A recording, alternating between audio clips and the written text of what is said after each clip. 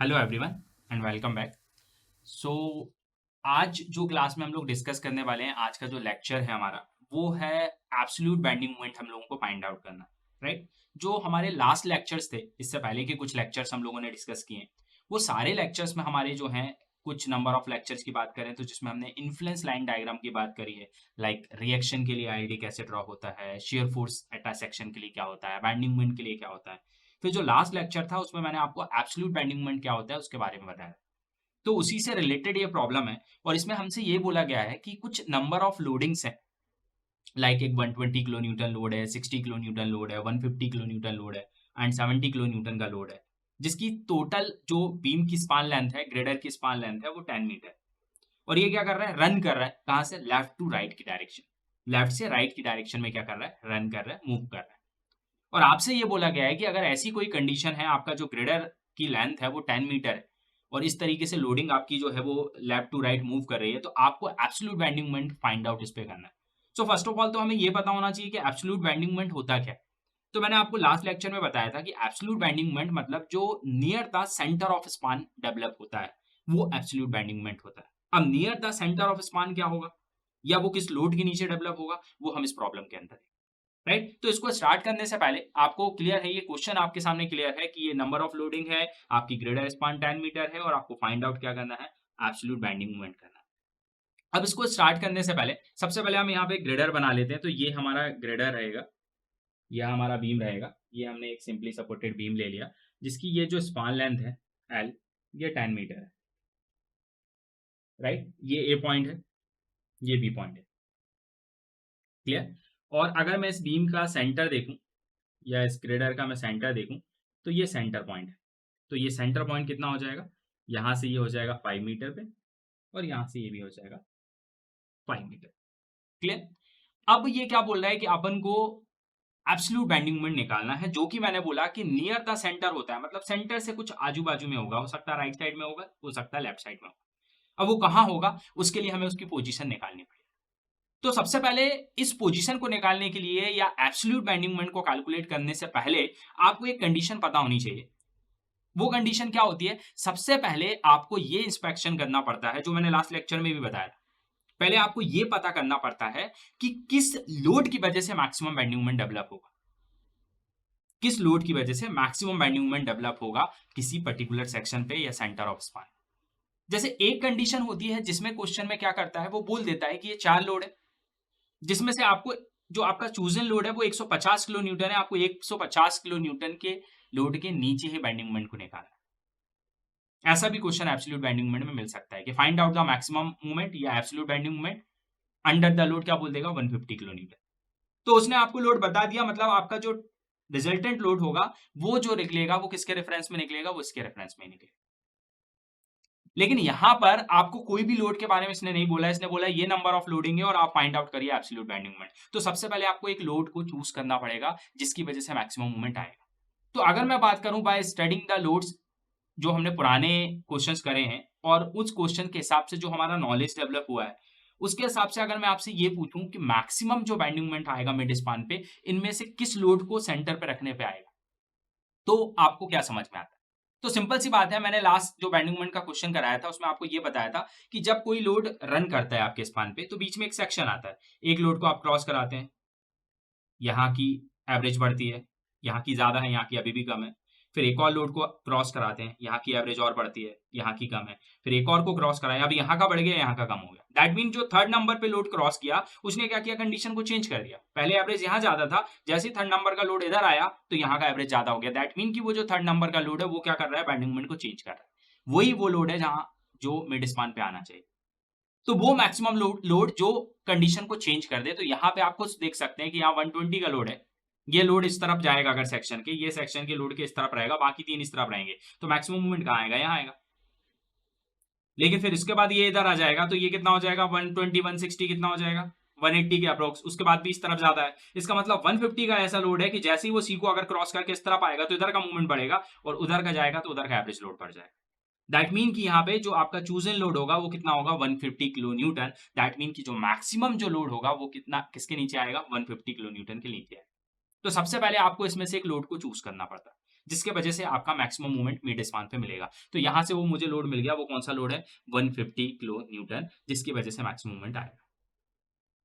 और इसी को हम लोग क्या करेंगे, मिड स्पान पे प्लेस करेंगे, राइट। अब इसके बाद हम आगे जाते हैं, तो सबसे पहले होता है काम इंस्पेक्शन करने का। स्टेप नंबर फर्स्ट क्या हुआ कि हमने पहले लोड को सेलेक्ट किया कि कौन सा वो लोड है जिसकी वजह से मैक्सिमम मूवमेंट मिड स्पान पे आएगा, तो हमें मिल गया वो 150 का लोड। अब इसके बाद हमें एब्सोल्यूट बेंडिंग मोमेंट निकालना है, तो हम क्या करेंगे, विल ऑकर, हमें पता है मिड स्पान के नियर एब्सोल्यूट बेंडिंग मोमेंट निकलता है। तो अब एब्सोल्यूट बेंडिंग मोमेंट की कंडीशन के बेसिस पे हम लोग क्या करेंगे, अब हमको ये पोजीशन देखनी है कि जो इन सारे लोड का रिजल्टेंट होगा, सारे लोड का रिजल्टेंट मतलब 120, 60, 150, 70 को सबको ऐड करके उसका जो रिजल्टेंट होगा वो कहीं ना कहीं एक बेसिकली सीजी पॉइंट पे एक्ट करेगा। वो यहाँ एक्ट कर सकता है, उसका सीजी यहाँ आ सकता है, यहाँ आ सकता है, यहाँ आ सकता है। तो वो सीजी से उसकी रिजल्टेंट की डिस्टेंस और आपके जो 70 किलो न्यूटन का जो लोड आपको लीड कर रहा है, क्योंकि लेफ्ट टू राइट जा रहा है, इसका मतलब लीड कौन कर रहा है, ये कर रहा है, ये लीड कर रहा है। इससे उस रिजल्टेंट के बीच की डिस्टेंस क्या है, तो वो डिस्टेंस निकालनी पड़ेगी। तो मान लेते हैं कि वो डिस्टेंस कितनी है, एक्स बार है। इसका मतलब आप क्या लिखेंगे, यहाँ पे लिखेंगे आप let the distance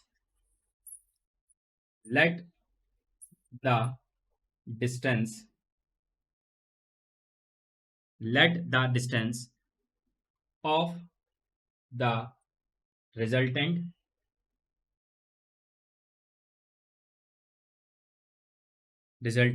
load from the leading load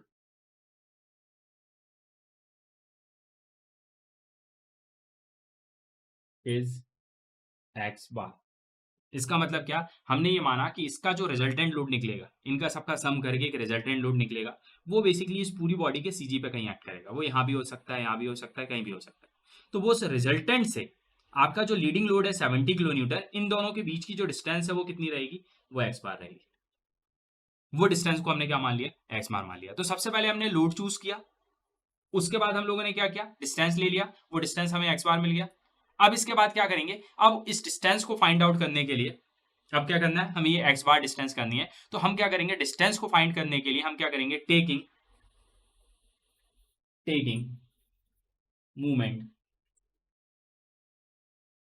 movement about leading load. और लीडिंग लोड कौन सा है, 70 किलो न्यूटन। इसका मतलब हम क्या करेंगे, इस 70 किलो न्यूटन के लोड के अबाउट क्या लेंगे, मूवमेंट लेंगे। कैसे लेंगे, तो आप देख सकते हैं कि ये लोडिंग लगी हुई है, ये पूरी लोडिंग लगी हुई है, राइट। अब रिजल्टेंट कहाँ आ रहा है, रिजल्टेंट की अभी हमें पोजीशन कुछ भी नहीं पता है, वो हमें एक्स बार पे पता है कि 70 से वो एक्स बार डिस्टेंस पे। अब वो एक्स बार 1 मीटर भी हो सकती है, 0.5 मिला के 1.5 भी हो सकती है, या 1.25 भी हो सकती है, 2 भी हो सकती है, कुछ भी हो सकती है। तो हमें ये नहीं पता कि वो रिजल्टेंट जो है वो 70 से कितनी डिस्टेंस पे। लेकिन हम अब 70 के अबाउट मूवमेंट ले रहे हैं, तो हम क्या करेंगे, जो रिजल्टिंग लोड होगा, रिजल्टिंग लोड कितना होगा, तो इनको सबको ऐड कर लीजिए, तो सबका ऐड क्या हो जाएगा, तो रिजल्टिंग लोड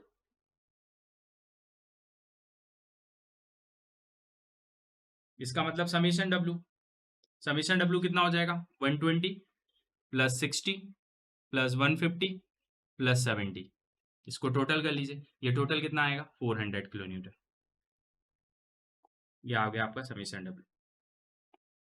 तो अब ये जो समीशन डब्ल्यू है वो 70 से कितनी है, एक्स बार डिस्टेंस पे, एक्स बार डिस्टेंस पे, राइट। आपका ये रिजल्टेंट लोड की जो डिस्टेंस है, इसकी जो डिस्टेंस है वो एक्स बार कहां से, 70 के लोड से कितनी डिस्टेंस है, एक्स बार। तो इस 70 के अबाउट जब मैं मूवमेंट लूंगा इस रिजल्टिंग का, तो कितना आ जाएगा, 400 इंटू एक्स बार।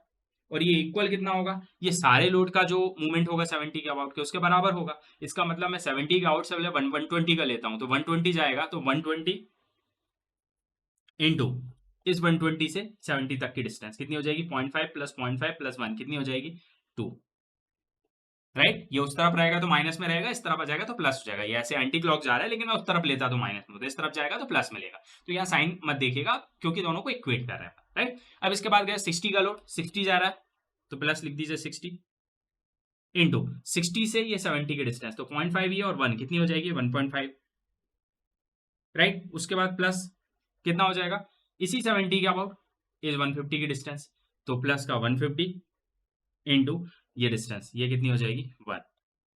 तो अब यहाँ से आपका एक्स बार आ जाएगा, तो एक्स बार निकल के आएगा। आप क्या करेंगे, इनको सबको मल्टीप्लाई करके टोटल करेंगे और 400 से डिवाइड कर देंगे।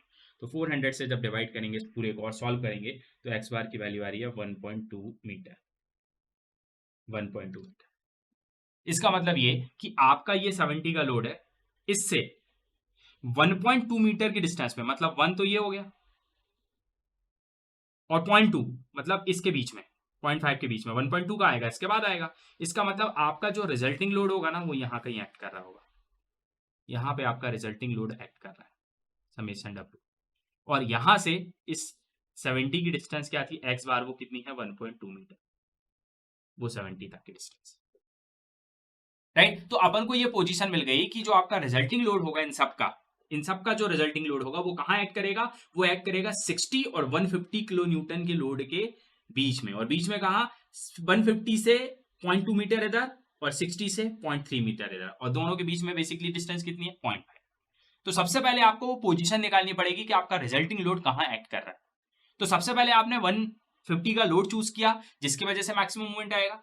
फिर आपने मान लिया कि जो लीडिंग लोड है उससे रिजल्टिंग की डिस्टेंस एक्स बार है, तो आपने एक्स बार मान लिया। अब एक्स बार को निकालने के लिए आपने क्या किया, आपने रिजल्टिंग की मूवमेंट लिया लीडिंग लोड से 400 इंटू एक्स बार, और ये इक्वल होगा सारे लोड का मूवमेंट 70 के अबाउट, इससे इक्वेट कर दिया। यहां से आपका एक्स बार निकलेगा। तो एक्स बार जैसे मिल गया 1.2 मीटर, तो अब हमें पोजीशन मिल गई कि बेसिकली आपका रिजल्टिंग लोड कहाँ ऐड कर रहा है, और हमने जो लोड चूज किया है वो कितना है 150 का लोड है। इसका मतलब अब मैं सीधा निकाल सकता हूं, now distance between resultant load is load and 120 kilo Newton is 1.2 minus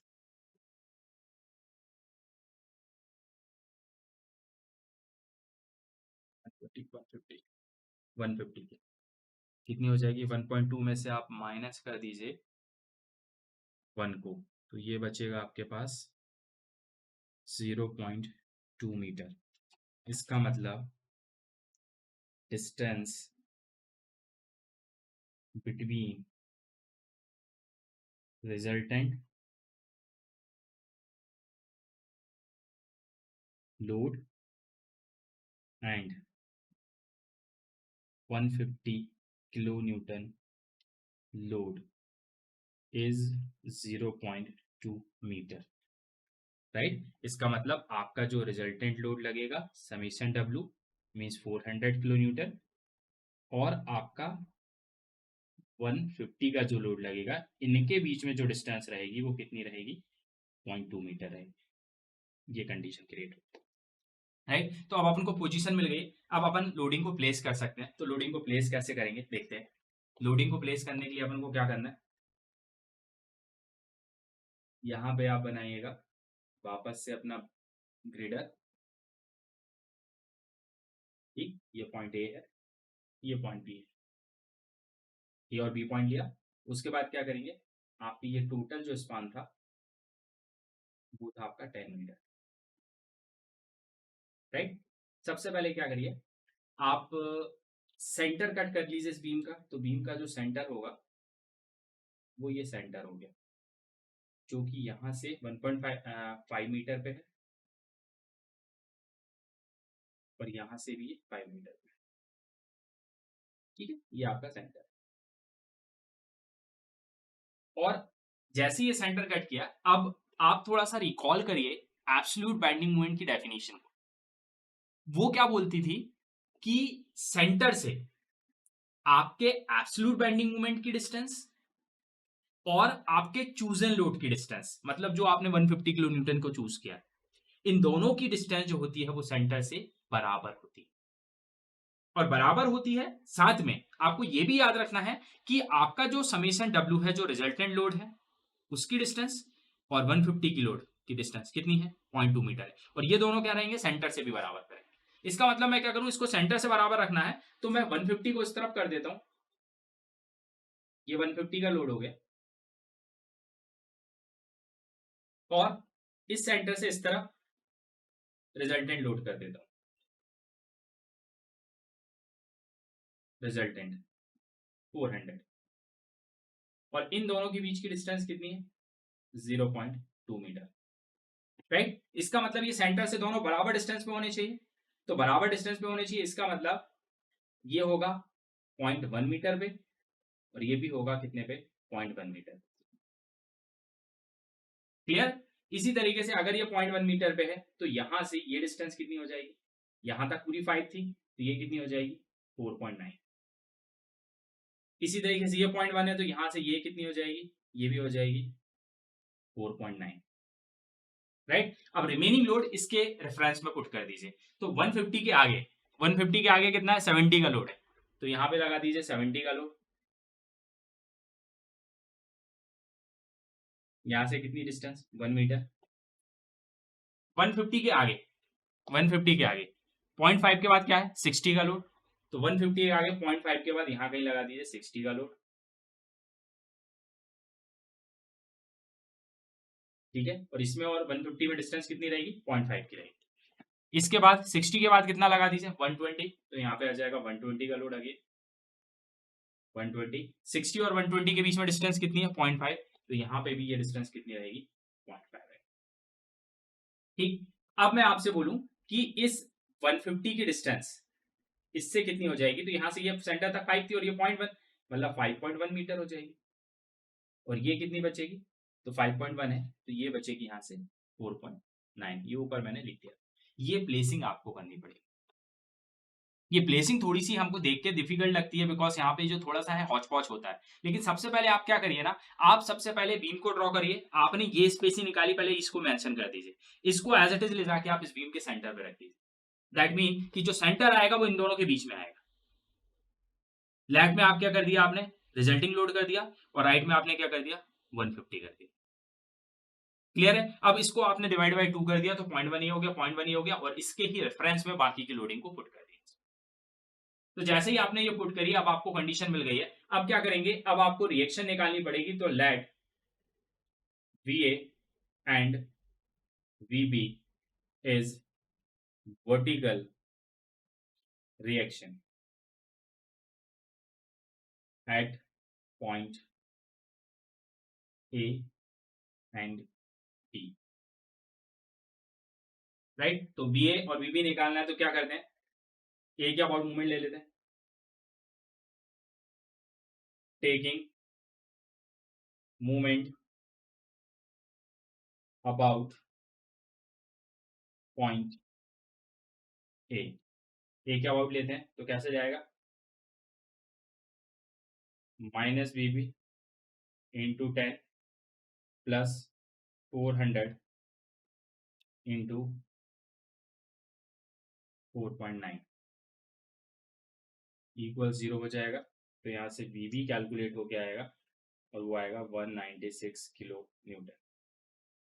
कैसे किया, ये रिएक्शन निकालनी थी, यहाँ पे जो रिएक्शन आएगी वो VB आएगी, ए क्या अबाउट मूवमेंट लिया, ए पे खड़ा हो गया, ये VB जाएगा एंटी क्लॉक, -VB इंटू ये डिस्टेंस 10, तो -VB इंटू 10, इस पे ही खड़े रहिएगा। उसके बाद मैंने बोला कि सारे लोड की वजह से निकालने की जरूरत नहीं है, यहाँ इसकी जगह पे आपने जो रिजल्टेंट निकाला ना वो निकाल लीजिए, क्योंकि बात तो बराबर ही है ना, दोनों तो बराबर है, यहाँ पे बताया तो था मैंने। तो आप क्या करिए सिर्फ रिजल्टेंट को ले लीजिए, तो यहाँ पे खड़े हैं आप, VB एंटी क्लॉक जाएगा -VB इंटू 10, उसके बाद रिजल्टिंग लोड कितने लग रहा है 400 का, इस तरफ आने के लिए कैसे घूमेगा क्लॉक वाइज, तो प्लस का 400 इंटू इस रिजल्टेंट से यहाँ तक की डिस्टेंस कितनी लिखी हुई है यहाँ पे 4.9, तो 4.9 से मल्टीप्लाई किया, इक्वेट किया 0 से, तो यहाँ से VB कितना आ जाएगा 196, और अगर आपको VA निकालना है तो VA कितना हो जाएगा टोटल लोड माइनस VB कर दीजिए, तो टोटल लोड कितना है 400, माइनस कर दीजिए VB कितना है 196, इसका मतलब कितना आ जाएगा VA की वैल्यू 204 किलो न्यूटन, ये आपकी VA की वैल्यू हो जाएगी। इस तरीके से VA और VB आप निकाल सकते हैं। और एब्सोल्यूट बेंडिंग मोमेंट निकालना है या मैक्सिमम बेंडिंग मोमेंट निकालना है चूजन लोड के अंदर, तो आपको रिएक्शंस को निकालने पड़ेगा यहाँ। तो जैसे ही अब आपकी रिएक्शन मिल गई, अब हम एब्सोल्यूट बेंडिंग मोमेंट निकाल सकते हैं अंडर द, अब हम निकाल सकते हैं absolute bending moment under the 150 kilo newton load. और याद रखिएगा एब्सोल्यूट बेंडिंग मोमेंट कहाँ निकलता है, उसी लोड के नीचे निकलता है जिस लोड को आप चूज करते हैं स्टार्टिंग में।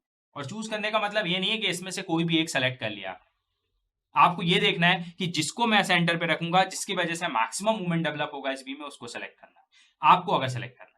और कई बार क्वेश्चन में गिवन होता है, तो अगर क्वेश्चन में गिवन दिया है कि आपको under the 60 kilo Newton he load निकालना है, तो फिर वो 60 ही आपका चूजन लोड होगा, राइट। तो अगर गिवन दिया है तो फिर आपको उसके नीचे निकालना है, बट अगर गिवन नहीं दिया है तो आपको सेलेक्ट करना है। तो फिर आपकी जो लोड स्टडी है उसके अकॉर्डिंग आप सेलेक्ट करिए कि कौन सा लोड ऐसा है जिसके वजह से आपकी एवरेजिंग कंडीशन चेंज हो सकती है, या जिसकी वजह से मैं अगर सेंटर पे रखूं तो मैक्सिमम मूवमेंट डेवलप हो सकता है। तो यहाँ पे मुझे 150 लगा तो मैंने वो ले लिया, और उसके ही नीचे मैं कैलकुलेशन कर रहा हूँ। तो अब उसके नीचे एब्सोल्यूट बेंडिंग मोमेंट निकालूंगा under the 150 kilo newton load. तो ये कैसे निकलेगा, अभी मैं निकाल रहा हूँ from right side, right side से निकाल रहा हूँ। राइट साइड मतलब 150 के राइट में खड़े हो जाए, 150 के राइट में खड़े हो, 150 के नीचे मूवमेंट निकालना है। तो 150 के नीचे मूवमेंट निकालना मतलब 150 पे खड़े हो जाइए। यहाँ से देखिए राइट में देखिएगा वीबी कैसे जा रहा है, एंटी क्लॉक, मतलब माइनस वीबी इंटू 150 तक की डिस्टेंस कितनी है 4.9, तो यहाँ पे लिखेंगे 4.9, राइट। अब 150 पे ही खड़े रहेगा, आगे बढ़ेंगे, कुछ नहीं है कुछ नहीं है, 70 का लोड नीचे जा रहा है, मतलब कैसे जाएगा क्लॉक वाइज, 70 इंटू इन दोनों के बीच की डिस्टेंस कितनी है 1 मीटर, तो प्लस का 70 इंटू 1 आ जाएगा, राइट। अब यही हम यहाँ पे एब्सोल्यूट बेंडिंग मोमेंट निकाल रहे हैं, इक्वल जीरो से नहीं होगा। इसको सॉल्व करेंगे तो वीबी की वैल्यू अपनी कितनी निकली थी 196, तो माइनस 196 इंटू 4.9 प्लस हो जाएगा 70। तो इसको जब सॉल्व करोगे तो ये सॉल्व करके टोटल आ रहा है 890.4 किलो न्यूटन मीटर, और यही है आपका आंसर। जो एब्सोल्यूट बेंडिंग मोमेंट आपको निकालना था वो है 890.4 किलो न्यूटन मीटर। और मैंने इसको कहाँ पे निकाला है, मैंने 120 के ऊपर खड़े होके, 150 के ऊपर खड़े होके राइट से निकाला है। आप चाहे तो इसी 150 के ऊपर खड़े होके आप इसको लेफ्ट से भी निकाल सकते हो। 150 पे खड़े होइए, यहाँ से भी ये जाएगा क्लॉकवाइज ये डिस्टेंस, 120 जाएगा एंटी क्लॉक ये डिस्टेंस, फिर 60 जाएगा एंटी क्लॉक 60 से ये डिस्टेंस, उसके अलावा ये समेशन डब्ल्यू को छोड़ दीजिएगा 150 के अराउंड। तो ये याद रखिएगा। और एक और चीज आपको याद रखनी है कि जब आप नंबर ऑफ लोडिंग को काउंट कर रहे हो तो आपको फिर रिजल्टेंट को काउंट नहीं करना है। लाइक कि अगर मैं 150 का अबाउट मूवमेंट ले रहा हूँ, यहाँ से आ रहा हूँ तो 120 ले रहा हूँ, 60 ले रहा हूँ, फिर 150 के पास आ रहा हूँ, इसके बीच में 400 भी आ रहा है, तो 400 को नहीं लेना है क्योंकि आपने 120 ले लिया, 60 ले लिया, और जब मैं ये सब नहीं ले रहा हूँ तो सीधा मैं 400 ले सकता हूँ। तो या तो ये नंबर ऑफ लोडिंग को आप काउंट करिए, या तो सीधा आप 400 को काउंट करिए। जैसे रिएक्शन में मैंने 400 को काउंट किया था, तो नंबर ऑफ लोडिंग को मैंने नहीं लिया, क्योंकि बेसिकली वो उसी का रिजल्टेंट है ना, ये और ये एक दूसरे के बराबर है, ये ले लो या ये ले लीजिए, राइट। तो इस तरीके से under the load, under the chosen load हम लोग एब्सोल्यूट बेंडिंग मोमेंट निकालते हैं। तो एब्सोल्यूट बेंडिंग मोमेंट हो गया 890.4 किलो न्यूटन मीटर, जो कहाँ आएगा 150 के नीचे आएगा। 150 के नीचे मैक्सिमम आता है, उसको हमने प्लेस करके उसी के नीचे हमने निकाला। तो बेसिकली जो एब्सोल्यूट बेंडिंग मोमेंट आपसे पूछा ना, अगर आपसे मैक्सिमम मूवमेंट पूछता मिड स्पान पे या फिर पर्टिकुलर सेक्शन पे, तो अपन क्या करते, सीधा 150 को उसी के ऊपर प्लेस कर देते, राइट। और यहाँ पे हमने क्या किया, एक पोजीशन देखिए, एक पोजीशन पहले निकाली हमने नियर द मिड स्पान, और उस पोजीशन पे इसको सेट करके उसके नीचे फिर हमने जो है वो मूवमेंट निकाला। तो जब पोजीशन निकालने के बाद नियर द मिड स्पान एक पोजीशन निकालते हैं, एक सेक्शन निकालते हैं, और उसके ऊपर उस लोड चूजन लोड को प्लेस करते हैं, तो उससे जो मूवमेंट मिलता है वो बेसिकली क्या होता है, एब्सोल्यूट बेंडिंग मोमेंट होता है। तो यही एब्सोल्यूट बेंडिंग मोमेंट यहाँ निकालने के लिए बोला हुआ था, वो हमने निकाल दिया। Thank you.